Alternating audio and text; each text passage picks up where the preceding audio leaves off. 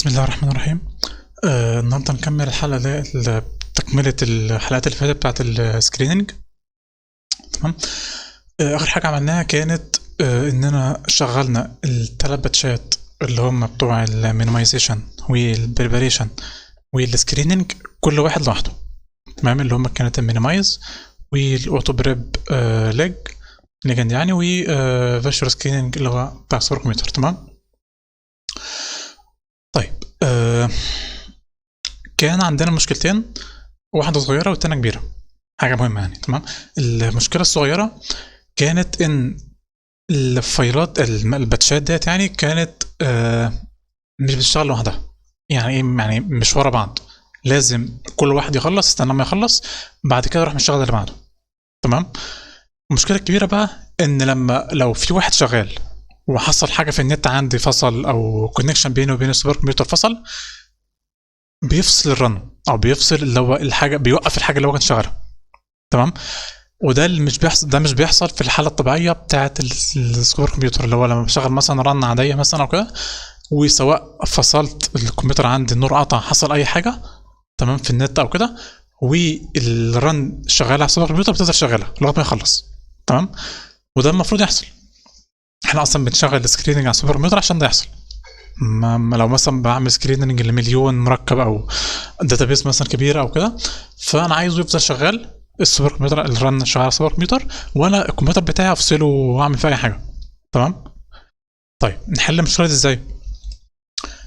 ان ندمج الثلاث باتشات في فايل واحد، بالاضافه مش مجرد ندمجهم بس، لا، نخليهم يشتغلوا كباتش فايل. يعني ايه باتش فايل؟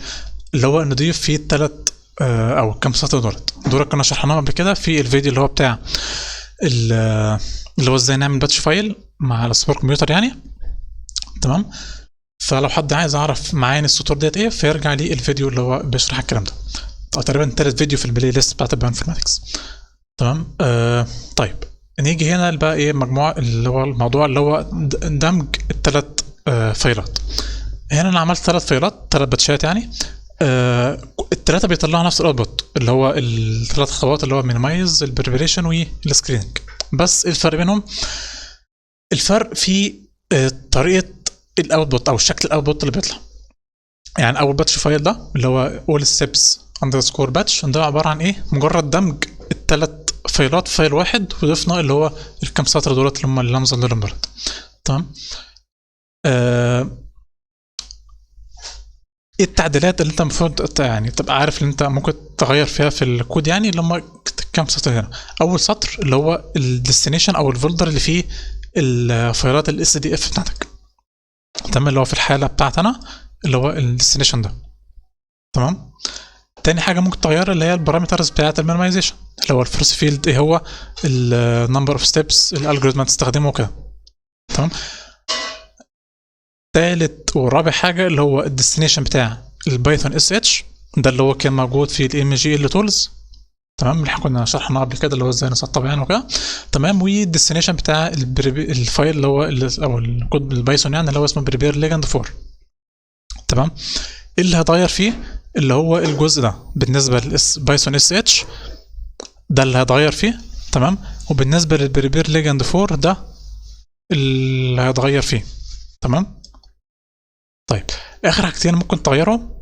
تمام. اللي هو الديستنيشن بتاع الملف اللي اسمه فينا، والديستنيشن بتاع الريسبتور. تمام. في الكونفيجريشن فايل اللي هو فين، اللي هو ده ممكن بقى المفروض تغير لو اختلف، يعني حطيته في مكان تاني على السوبر كمبيوتر يعني. تمام.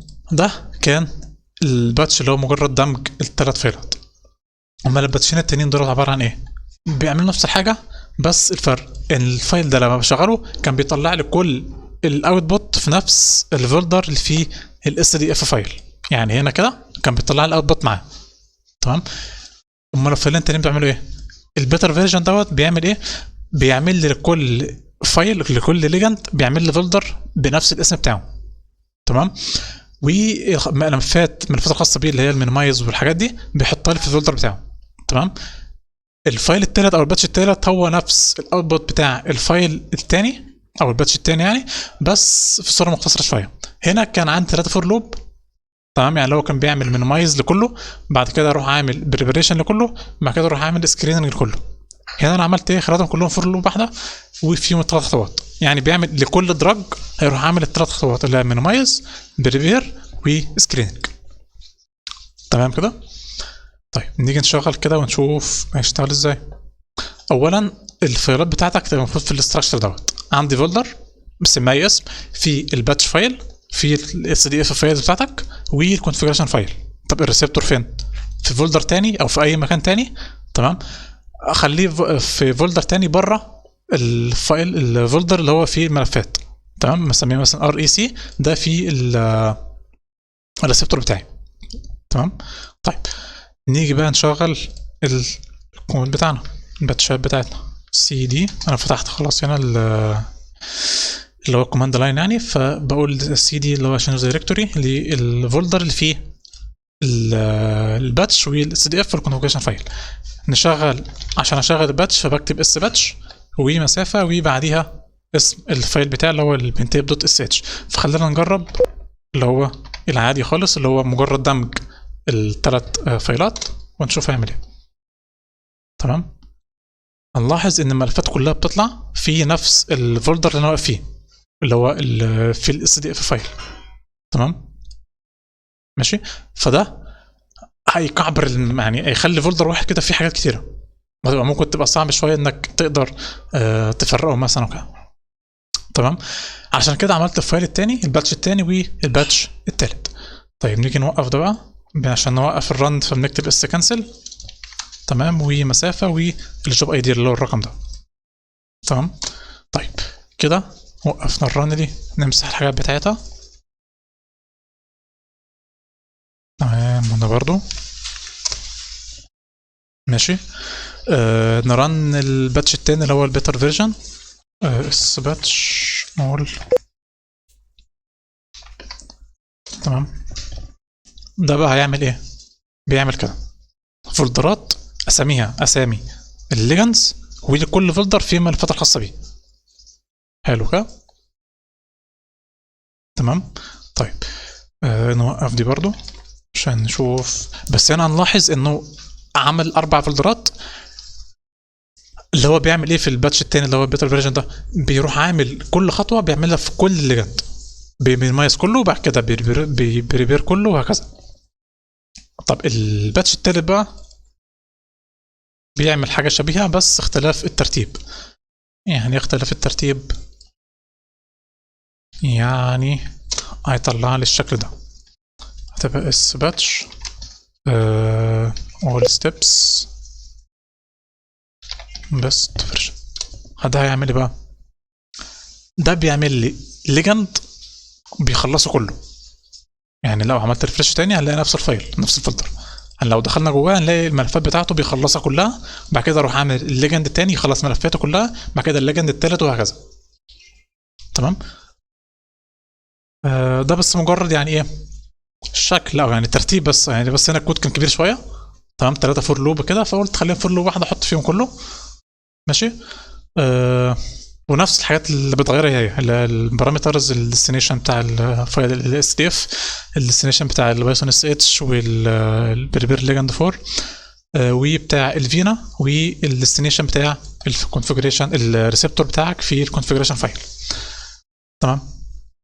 طيب لو لاحظنا اللي هو كل شويه كنت بقول بنمسح فايل اضافي، اللي هو ده اللي هو اللي اسمه سلارم داش مع كده كود مع كده دوت اوت. ده بيتكتب في ايه؟ تعالوا كده نشوف بيتكتب في ايه. علشان اعرف الكلام المكتوب جوه اي فايل فبكتب كات مسافه واسم الايه الفايل. ده الكلام الموجود جوه. ماشي. ده حاجات اللي هي الاوتبوت بتاع الخطوات بتاعتنا. كان الاول مينيمايز، ده بيمينيمايز الايه الليجند الاولاني بس. تمام. بعد كده راح عمل له بريباريشن، بعد كده بيعمل له ايه الدوكينج او السكريننج يعني. تمام. طيب كده احنا خلصنا الشرح اللي هو البريشر سكريننج على السوبر كمبيوتر، وعرفنا ازاي بنعمله. ماشي. كام الرقم دوت؟ 10 4 1 3 1. تمام.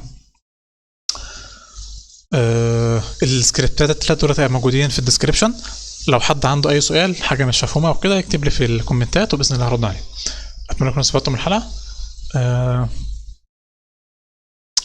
ماشي، الحاجات الكود او السكريبتات دي ممكن تعملها على الكمبيوتر عندك لو حابب يعني.